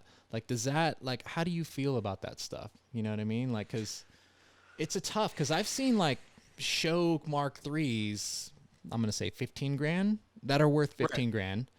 And then 100%. you have a fucking ton of people just flaming the shit out of the person for asking what the car should be worth. Mark III. So I'll start with Mark IIIs. Mark IIIs are in such a weird place right now. Mm-hmm. I think Mark IIIs overall are. We touched on this in the beginning. They're kind of a love or hate. Like the Mm-hmm. Mark One was great. Everyone loves the Mark One. No one Everyone loves dislikes the Mark Mark twos. One. Everyone loves. Everyone Mark loves Mark Twos. Mm-hmm. Mark III came along. A lot of people didn't like the styling, but you can't deny what the VR6 did for the generation of Volkswagens. Like Yeah. to have that motor and that car kind of puts it on another level, right? And Mm-hmm. so that did a lot for the car. Now, if you're looking at selling a Mark III today, that's if you look at just no mods to it, super clean VR, you know, OEM. Mm-hmm. The prices on those are really starting to creep up. Mm-hmm. But people aren't ready for that yet. They're like, I know in my head what a Mark III is worth, and it's not worth $7-8 grand. Mm-hmm. But like, okay, go find another one. Go find another super clean VR, low mile, not clapped out, not wrecked Mark III VR, because you're not going to find it for unless you happen to find the deal of a century. You're not going to find it. So. I think that's one thing Mark IIIs are going through this weird period right now. I mean, every generation does it where you go from new to used to old and clapped out to now finding a survivor. It's that bell curve that's starting to come back up, you know? The weird thing about my car, I have an exact replica of my car that was built in Mexico. What? I don't know if you know about this. I don't. What? You don't? Someone bit your whole car? Someone bit my entire car. My entire car. It's a little bit different. He did the fiberglass opt kit, but literally same interior, same seats, same color. His car wasn't originally surf. He actually IM'd me. I have it on, or Facebook messaged me, asked me what color my car was, and I told him it was surf. And he goes, "I love it. I'm not painting my car surf, but I'm building a similar car." I said, "Great." And he painted it and surf. Then it turns out he painted it surf. Yeah, copied everything I did, which is fine. It's whatever. It was this whole thing in the Mark III community about it. That's crazy. He ended up selling his car. He's Mexican. He lives in Mexico. Built in Mexico. Sold it to another guy in Mexico, and he got around $18,000 to $20,000 US for his car. So I'm not saying that's what my car is worth. I'm not saying my car's worth more or less. But in my mind, to get, like you said, to acquire all those parts, to do all the work, you couldn't build it for that. So, no, dude. I don't know. No. And that's always my argument too. And like, I'll even comment on some of these. Like, I don't know what the fuck everyone's flaming this guy for. Like, you could not build this car for 15 grand, 13 grand, 14 grand, 20 grand, Correct. Or whatever it is. You know, Yeah, like it's some not of like these people parts, are trying to turn a profit, but that's the thing too. Some of these parts you're gonna have to fucking sit on to find. You know what I mean? Like the part of the like, and that's another thing why I love Mark Ones and like the earlier cars so much is like you have that treasure hunt aspect about it, right? Yeah. And that's what make the car so fun. There's this treasure hunt thing that gets added to it. Some parts are so hard to find, some things are rare, and so once you acquire those things, it's like you get that fucking stoked for having to like get on the classifieds and go on all the Facebook forums and like stay on top of the shit so you get the stuff that you want. And that's people don't understand that. They see a built car and they're like, ooh, you know what I mean? And they talk all this shit and it's like, dude. Like, well, and like like you said, like there's a lot of things that I pointed out today that even yourself, who is very in touch with the Volkswagen community, Volkswagens, Mark IIIs, myself, you didn't know. And so it's like, I'm not trying to blast my thing and say this is the greatest car ever built, because I know it's not, right? It's just a cool car. It's up there. A car built for me. It's up but there. like there is so many little touches on this car that just make it what it is. I don't know. What do you like? I've heard this stuff too. Like, it's been brought up a couple times. It's like, man, people take these awesome builds like you have, and they end up fucking parting the cars out because they can't get what the car should be worth as an entire piece. So they're like, fuck, man, I can part this out, make a majority it back, and then sell off the car put back to stock or downgraded or whatever. Like, that's such a bummer aspect to me too. I think I'm very aware that there are very few people that would pay that kind of money for a Mark III. Mm-hmm. Like I just get it. Like not many people are sitting there like, oh, I got $20,000. I'm gonna go $15,000. I'm gonna spend on a mid '90s Volkswagen. Yeah. Like Mm-hmm. completely aware of that fact. So it's if you're not willing to, if no one's willing to understand what you have into your car, Mm-hmm. and you don't want to just take a complete wash on it, then Mm-hmm. 100%, like Yeah. part it out and get your money back, or get whatever you can for it. I honestly wish raffling cars was more accessible. I think that Mm. would be the way that most people could Mm-hmm. probably get your money back. But I know that that's like considered gambling in most Yeah. states, and you got to Believe have permits. yeah, And there's like this whole official thing. You have to run it through a sweepstakes company, and then also what right, people don't realize with raffles, because I looked into this stuff, is that there has to be a no purchase necessary clause to every raffle. So some dude could like have like you have to literally open up the raffle to everybody. So like I think that's like part of it that I've done oh, so research someone on. could come in and say, I want to be in the raffle, even though I didn't pay this Yeah. $500 or whatever. Yeah, there's got to be a no purchase necessary option. And so like I've heard of dudes sending in like 800 fucking postcards to a raffle, didn't pay anything and end up winning the raffle. Yeah, So but there's all this weird shit with that. if there was a way to, if there was a What way to about figure bring that a out, I trailer? think that would, What about like bring a trailer or like Radwood or like something like that? I think that Maybe would be reserve sale. if I was gonna sell my car today, it would be Wood Radwood auctions or sales, bring yeah, a trailer, one yeah. of those two. They seem to have the best reach in terms of like getting that type of car out in front of the right audience. You know. This is one thing I brought up too, and I think I used your car as an example. Like what's tough is like your Mark III will forever be known as your Mark III. That's like Kellen's Mark III. Kellen built that Mark III. So it'd be hard if someone had the cash and wanted that and knew that and celebrated that, that would be best case scenario, right? Because if someone buys that car, if they change any fucking little detail with that Mark III, it's ruined. You know what I mean? It's not. Yeah, I agree with you, but I also think that like you can still have fun with it. Like even myself, right? A couple years ago, I was like, you know what? I want to change this car up. Like I've had it this way for a while. So I went clear tails. I did 18-inch VCEs. I did the graphics that we talked about earlier, the Yeah, silver those graphics. look So I sick. went with this kind of silver theme, right? And I took it to Leavenworth, and that was just a refresh, like a reset for me to kind of Yeah. like Keep it okay. fresh. Everyone knows me as the green car. It's the all green car. That's Yeah. what he does. Everything's green. Like, and some people are like, dude, you don't have any vision. Like, it's so easy. You just you paint everything No, green. I'm like, dude, I wouldn't. I know, wouldn't agree but with like you that know how it is, like assessment. on the internet. Yeah.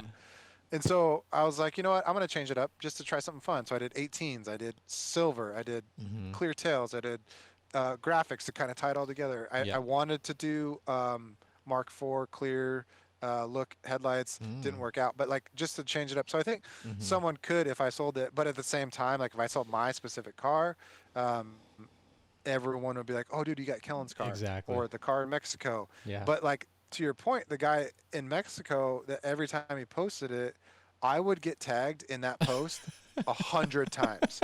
It's And it Kellen's. got to Tag the the point- owner. You're like, Yeah, that's not my car, I dude. kind of felt. I got to the point where I don't know if I say I felt bad for him because he just copied my car. Like, so I don't know what he was That's what you expecting. deserve, bro. But like I was like I'm over this. Like I'm over getting tagged in his car. Like everyone that knows. I Like, so can't we're good believe I here. didn't know this, dude. Oh my god. I'll send it to you. I've probably I'll send it seen to that fucking dude's car and been like, oh, it's Kellen's car. I guarantee you've seen a big account repost it, like Beat Up Home or something like that, and they probably have tagged me, and you're like, oh, it's Kellen's car, because there's only a couple tiny details that are different between mine and his. Shit. I know what to look for now after talking to you about it. I know all the nuance. And that's another thing too, when Yeah. you've switched up that car, like you like know, like you're like in tune with that car. So when you make changes, you can tell like, oh, like you're the one making the changes. I think it'd be a little bit different if someone got that car and didn't really have your vision or the mentality or the history that you've had with that car to do it justice. That's just my opinion. I agree. I think of someone that has a good taste and vision of Mark IIIs or cars. You just have to be able to tie something together. Like it can't just be changing the wheels or Right. changing the tails or changing the headlights. Like Mhm. it has to have a theme.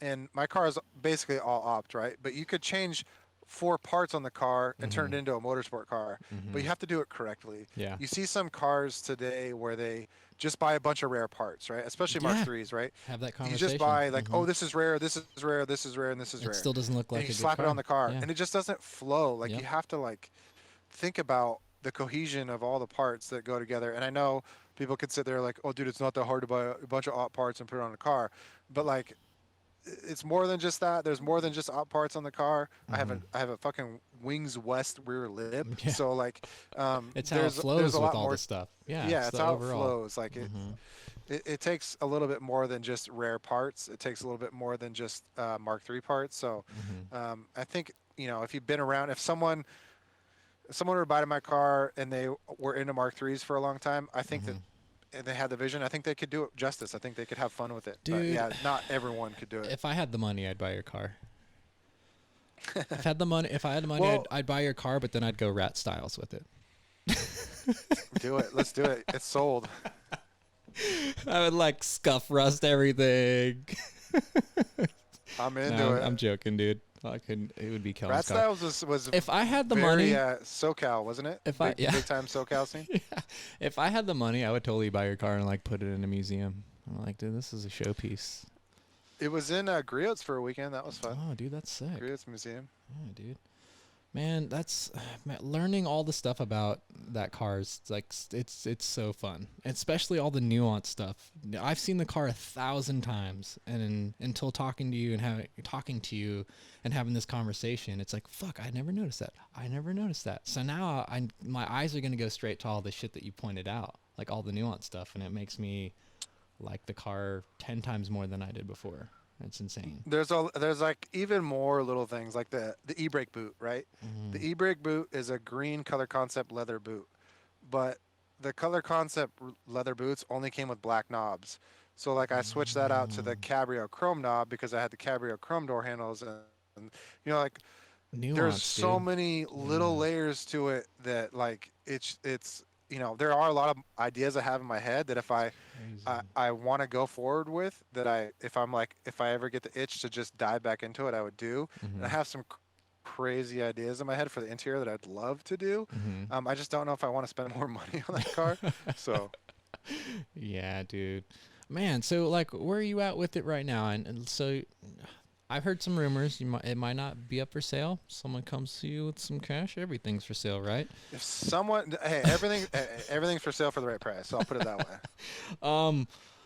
Are you still actively doing? I know you said prior in the podcast or in the podcast, you kind of slowed down on the car show stuff. But Leavenworth's coming up this weekend. Is that something you're planning on going to? Is there any shows that you hit on your calendar no matter what, or is that kind of all out the window with? You know, like I mentioned to you, I don't know if I said this before or on the podcast, but I have a 1-year-old and a 3-year-old right now.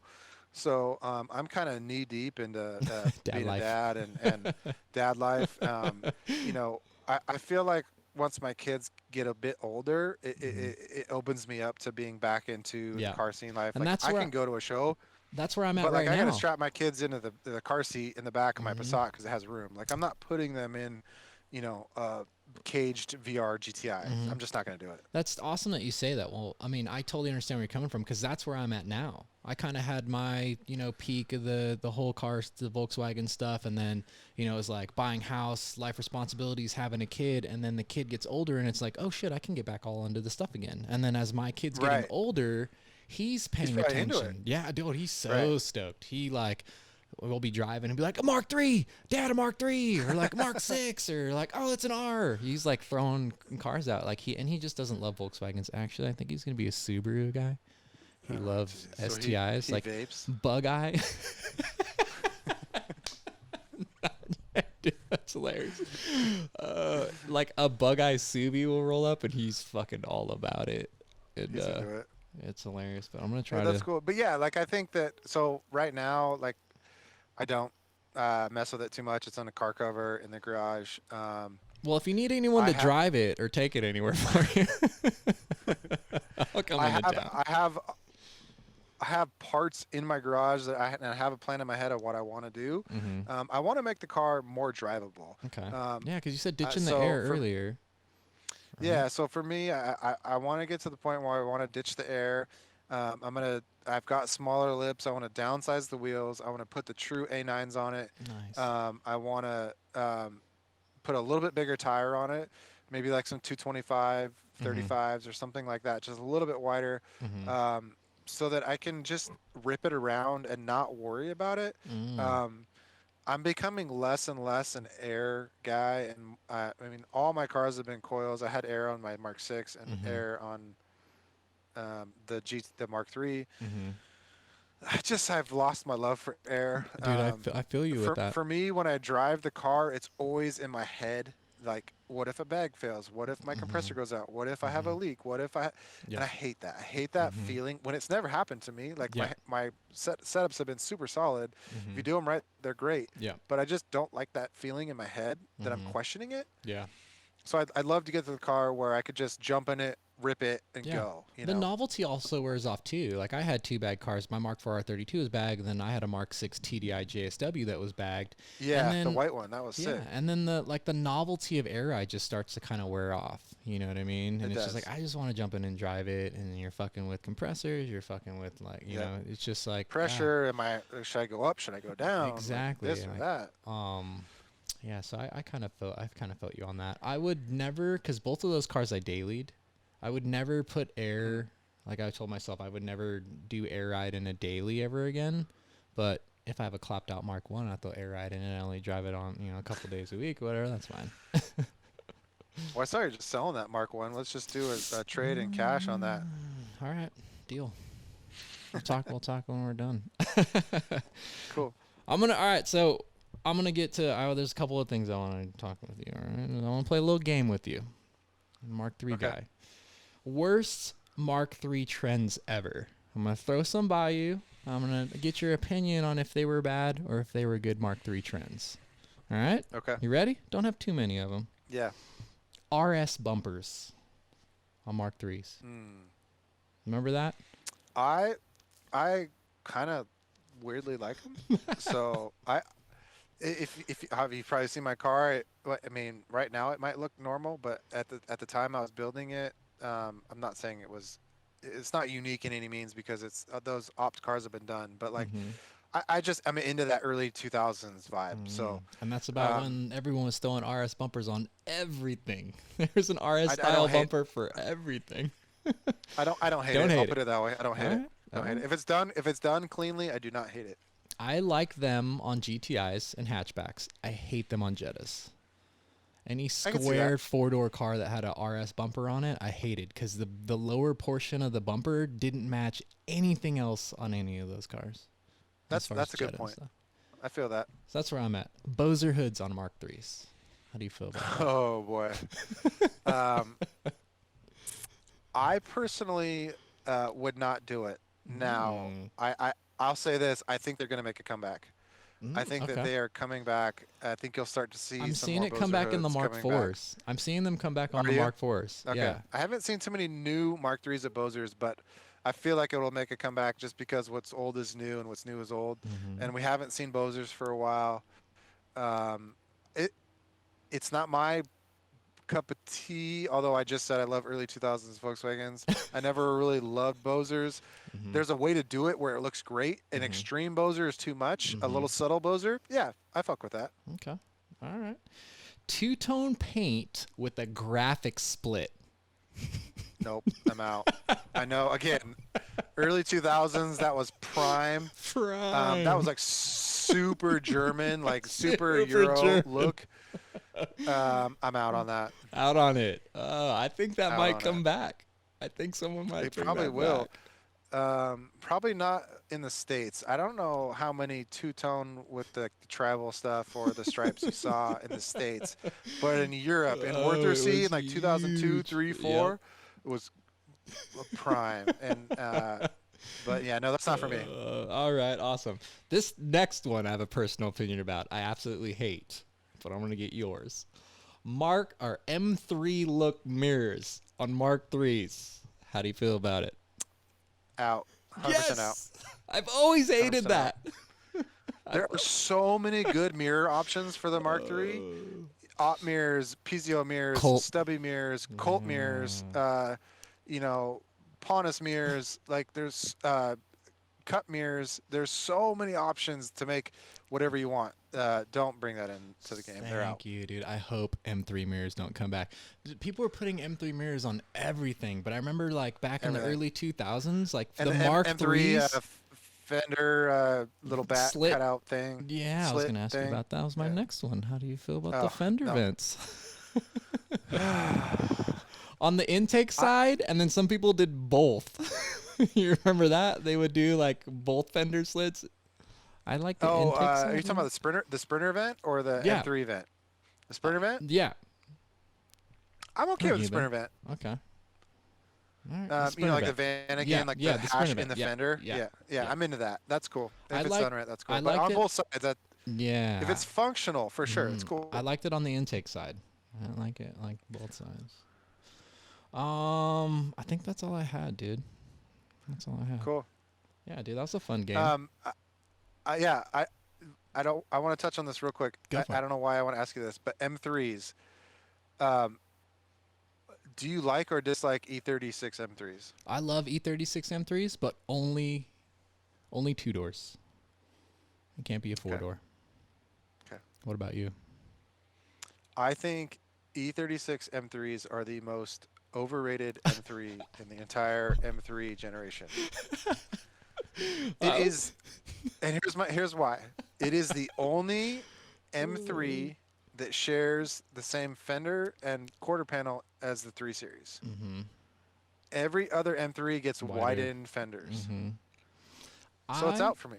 I just like the E36 body style in general. The boxy body style Yeah, for sure. It's I good. just like that body style in general, but it has to be a 2-door. Like 4-door E36 M3s, not my cup of tea.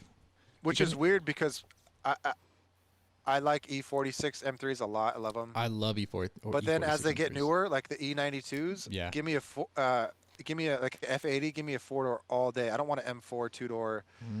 I think they look weird in 2-door now today. The 4-doors look better, but I agree with you. The early stuff, the 2-doors look better. An E46 though, one was following me the other day. I was in my little Euro van, and some kid, he had to have been like 17 or 18, was in a black E46 M3, clean carbon fiber front splitter. Like, oh, I was like, where the fuck? And he was like behind me the whole time I'm in my little van, and I'm just like trying not to crash, staring at it. They are such beautiful cars, dude, and you forget because I haven't seen one in person in a while, like a clean one. You don't. And I like, saw a Laguna Seca Blue E46 that's the best M3 color, dude.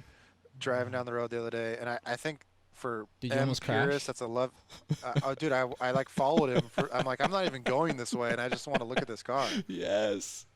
Dude, they're great. But I do like great. the my ultimate favorite is an E30 M3 body style. Like you can't beat that. But like I do enjoy the E36.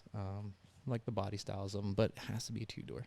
But don't take those mirrors and throw it on a fucking Mark III. No, they're trash. Trash. Dude, I'm glad we agree on some of that stuff. Like Kellen, man, thank you so much for being on the podcast and chatting with me. We started, it was light outside. Now you're dark. It's dark out. Well, it's pretty good. It's 10 o'clock here, and it's still got a tiny bit of sunlight back I there. see that, man. It was great, dude. It was great having this conversation with you. That was so fun. Is there anybody that you would like to shout out, mention, give props to on the podcast?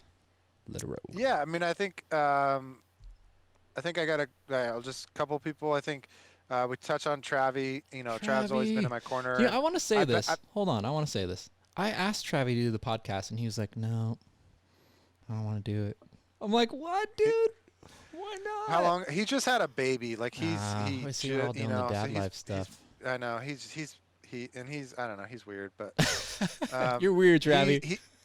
He's one of the guys that I just bounce a lot of my ideas off of, and He's a good dude for that. Yeah, for sure. yeah. So Travis my guy. You know, obviously we touched on Sam and Mike and those guys. Nick and Jeremy and Brandon are the guys that did a lot of the work on my car in terms of body work. So major shouts to them. Shout out. they're huge in building the car for me. And then my buddy Tristan, who I touched on, was my neighbor. So yeah, I mean, those are the guys that I feel like helped me a lot. And then old school, I'm gonna throw it back to Sean Walsh and Renee. I don't know if you know Renee. Have always been in my corner. So just some good dudes that I'll plug them, and always been in my corner. So big shouts to them. Awesome, dude.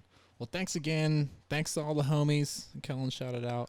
I appreciate it, dude. Thank you so much for chatting with me. And, dude, I hope we get to do this again, man. We'll definitely be in touch for another. Thanks for having me on, Ryan. I got some things to send you, so appreciate it. Sick, dude. I'm super stoked. Thanks again, Kellen.